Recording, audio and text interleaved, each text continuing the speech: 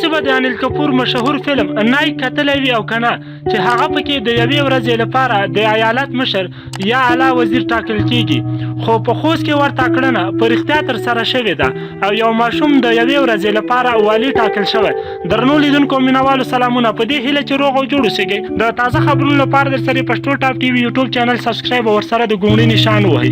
د معلوماتو تر مخه د خوست والي حلیم فدی په دغه ولایت کې یو ماشوم د یوې ورځې لپاره والي ټاکلی و چې هغه نه یوازې دا چې د ولایت ټولې چارې پر مخ یوړې بلکې د کورنیو چارو وزارت له مرستیالې حسنا جلیل سره یې رسمي لیدنه هم ترسره کړه او له هغې سره یې یو شمېر ستونزې هم شریکې کړې.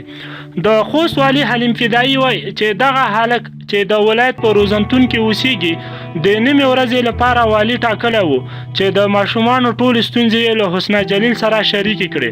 خوست والي په دغه مهال وویل چې ماشومان او په خاصه توګه یتیمان د هیرولو نه دي او موږ ټول مسؤلیت لرو چې د پالنې او ساتنې په برخه کې خپل مسؤلیت ترسره او دوی ته د زده کړو مناسب چاپیریال برابر او مهمه ده چې د راتلونکي ژوند د بریالیتوب او لاسته راوړنو لپاره جرأت ورکړو. هغه په خپلو خبرو کې زیاته کړه چې د یاد پروګرام هدف یې دا و چې ماشومانو او خصوصا یتیمانو ته پر ځان د باور انګیزه او د ځان لپاره د هدف ټاکلو درس ورکړل شي.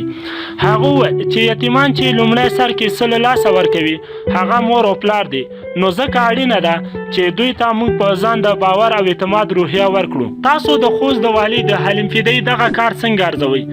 آیا دغه کړنه یو مناسبه کړنه ده او کنه؟ خپل نظرونه مو راته د ویډیو لاندې کمنټ کې پرېږدئ. ویډیو در سره حتما لایک او له نور دوستانو سره مو هم شیر کړئ.